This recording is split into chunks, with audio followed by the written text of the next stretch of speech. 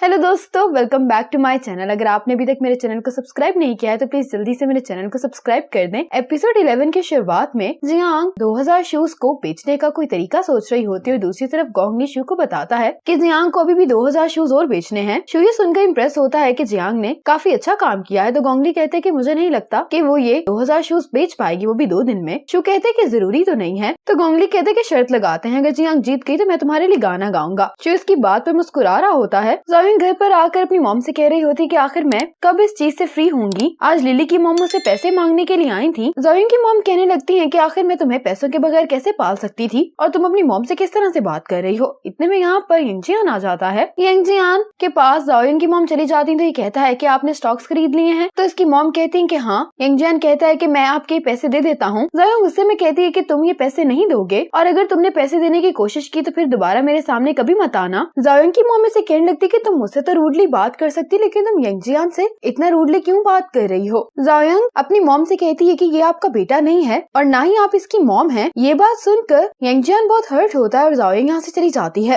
आज गोंगली और शू जा रहे होते हैं कि इनसे मिलने के लिए। जियांग यहाँ पे आती है। शू से पूछता है कि तुम यहाँ पर क्या कर रही हो, तो जियांग कहती है कि मैं भी बाओशिंग का रोड ट्रिप इवेंट अटेंड करने के लिए आई हूँ। शू कहता है कि इस इवेंट में सिर्फ बाओशिंग के मेंबर्स ही आ सकते हैं, तो जियांग कहती है कि जब मैं तेंगियो को रेंट पर ले लूंगी तो मैं भी बाओशिंग की मेंबर बन जाऊंगी। जियांग की इस बात पर शू और गोंगली हंसते हैं। शू जियांग से पूछते हैं कि क्या तुम अब शूज नहीं बेच रही, तो जियांग कहती है कि मैं जानती कि मेरे पास अभी भी 11 घंटे हैं, इसीलिए अब से मैं हर पल को एंजॉय करूंगी। अब शू गाड़ी में बैठने का कहता है तो गोंगली गाड़ी में बैठने के लिए जा रहा होता है, तो शू कहता है कि मैंने तुम्हें नहीं कहा बल्कि जियांग को गाड़ी में बैठने के लिए कहा है। जियांग गोंगली को अपनी कार की चाबियां देकर खुद शू के साथ चली जाती है। अब जियांग यहाँ पर आ गई होती है, शू के साथ वॉक कर रही होती है। सभी इन्वेस्टर सी साइड पर आकर कचरा उठा रहे होते हैं, जिसके बारे में जियांग शू से सवाल कर रही होती है। शू कहता है कि मीडिया को पॉजिटिव इम्पैक्ट देने के लिए आज का हमारा थीम एनवायरनमेंट को बचाना है। शू से पूछने लगता है कि आखिर तुम्हारे यहाँ पर आने का मकसद क्या है, तो जियांग कहती है कि कोई भी मकसद नहीं है, मुझे तो बस तुम्हारी याद आ रही थी। अब जियांग को खांसी आने लगती है, तो ये शू से कहती है कि मैं अपने लिए पानी लेकर आती हूँ। अब यहाँ पर गोंगली पहुँच चुका होता है। जियांग अब इस कार से एक बॉक्स निकालती है और उसको लेके जाने लगती है, तो गोंगली कहता है कि इसको वहाँ तक ले जाने में मैं तुम्हारी मदद कर देता हूँ। जियांग यहाँ पर सॉन्ग के लिए कस्टमाइज्ड शूज लेकर आई होती है। इतने में यहाँ पर शू आ जाता है। ये कहती है कि मैं तुम्हारे लिए भी कस्टमाइज्ड शूज लेकर आई हूँ और इसके करीब जाकर कहती है कि मेरी मदद कर दो। शू कहते हैं कि आखिर मैं तुम्हारी मदद क्यों करूँ। जियांग कहती है कि अगर तेंगियो का लैंड 1 साल के लिए खाली रहेगा तो तुम्हें 1 मिलियन यॉन का नुकसान हो जाएगा। जियांग अब सबकी तवज्जो अपनी तरफ करती है और कहने लगती है कि तेंगियो आप सब लोगों को शूज इसलिए गिफ्ट कर रहा है क्योंकि मैं उससे शू का शुक्रिया अदा करना चाहती हूँ जो उन्होंने तेंगियो को फेवर दी है। मैं तेंगियो की लिमिटेड एडिशन शूज लाई हूँ बाओशिंग की तमाम कंपनीज के लिए, तो आप में से किसको अपनी कंपनी के लिए कस्टमाइज्ड शूज चाहिए। और यहाँ पर जो कंपनीज अपना नाम बोलती जा रही होती हैं, जियांग को उनके एम्प्लॉयज की तादाद भी पता होती है। इसकी इतनी डिटेल्ड इन्फॉर्मेशन पर सभी इससे काफी इम्प्रेस हो रहे होते हैं और इस तरह जियांग अपने मकसद में कामयाब हो गई होती है। अब गोंगली और शू वापस जा रहे होते हैं, तो जियांग इसके पीछे आती है और उसे कहती है कि ये तुम्हारे शूज हैं। जियांग शू से कहती है कि बाओशिंग की मदद से मैं अपना ऑर्डर कंप्लीट कर पाई हूँ, तुम्हारा शुक्रिया अदा करने के लिए मैं तुम्हें डिनर पर लेकर जाना चाहती हूँ। शू कहता है इसकी जरूरत नहीं है। जियांग फैक्ट्री के रेंट के बारे में इससे बात करने लगती है, तो शू कहता है कि कल मेरी कॉल का इंतजार करो। ये कहकर शू यहाँ से चला जाता है। अब गोंगली और शू जब वापस जा रहे होते तो गोंगली इसके लिए गाना गाने लगता है। शू कहता है कि तुम क्या कर रहे हो, तो गोंगली कहता है कि मैं तुमसे शर्त हार गया हूँ इसलिए तुम्हारे लिए गाना गा रहा हूँ क्योंकि जियांग ने अपना ऑर्डर कंप्लीट कर लिया है। इसकी सिंगिंग इतनी खराब होती है कि शू कहता है कि शर्त तुम हारे हो लेकिन सजा मुझे मिल रही है। अगली सुबह शू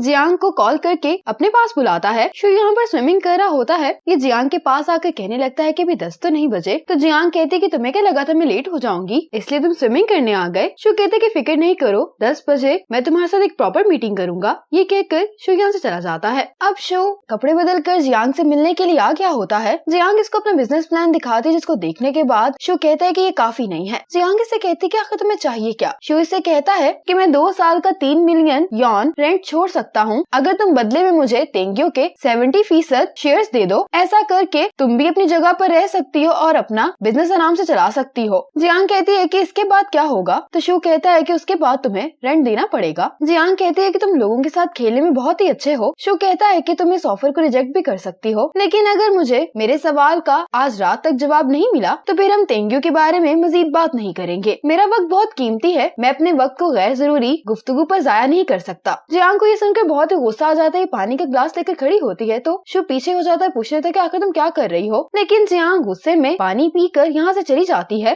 जब जियांग यहाँ से वापस जा रही होती है तो ज़ाओयंग सॉन्ग के साथ अंदर आ रही होती है। जियांग इसको देखकर जाने लगती तो ज़ाओयंग कहती है कि तुम्हें कुछ भी करने से पहले हकीकत का सामना करना होगा। जियांग कहती है कि मैं हकीकत का सामना करूं या ना करूं, लेकिन कम से कम मैं वो काम कर रही हूँ जो मुझे पसंद है। क्या तुम्हें वो सब पसंद है जो तुम अब कर रही हो? ये कहकर जियांग यहाँ से चली जाती है। अब जियांग जब फैक्ट्री वापस आती है तो इसको अपने डैड की बात याद आ रही होती है कि इसकी मॉम को इन दोनों के बाद तेंग्यू की सबसे ज्यादा परवाह थी, क्योंकि तेंग्यू पिछली 3 जनरेशन से चल रही है। अब जियांग ये सोच रही होती है कि शू एक इन्वेस्टर है और अगर शेयर्स का कंट्रोल शू के पास चला गया तो वो कंपनी से किसी को भी निकाल सकता है। और जियांग को भी कुछ समझ नहीं आ रहा होता कि आखिर ये क्या करे। अब रात में जियांग बाओशिंग आ गई होती है, लेकिन ये दरवाजे पर ही खड़ी हो जाती है और कुछ सोचने लगती है, जबकि दूसरी तरफ शू इसका इंतजार कर रहा होता है। और अब जियांग शू से मिलने के लिए आ जाती है। जियांग शू से कहती है कि मैं 3 मिलियन यॉन के बदले में 45% शेयर्स दूंगी। शू कहता है कि तुमने 5 मिलियन यॉन में तेंग्यू के शेयर्स खरीदे हैं और अब तुम चाहती हो कि मैं 3 मिलियन यॉन से सिर्फ तेंग्यू की 45% शेयर खरीदूं। जियांग कहती है कि मैं तुम्हें 49% शेयर्स दे सकती हूँ। तो शू कहता है कि ये नामुमकिन है। जियांग कहती है कि तुम क्या चाहते हो? शू कहता है कि 51% शेयर्स मेरे होंगे, 49 तुम्हारे। जियांग इसके लिए मान जाती है और इसके बाद फौरन यहाँ से चली जाती है। अगले दिन जियांग फैक्ट्री के सभी वर्कर्स की पिक्चर्स ले रही होती है। जब इन सबकी पिक्चर्स ले ली जाती हैं तो जियांग सबसे कहती है अब आप सबकी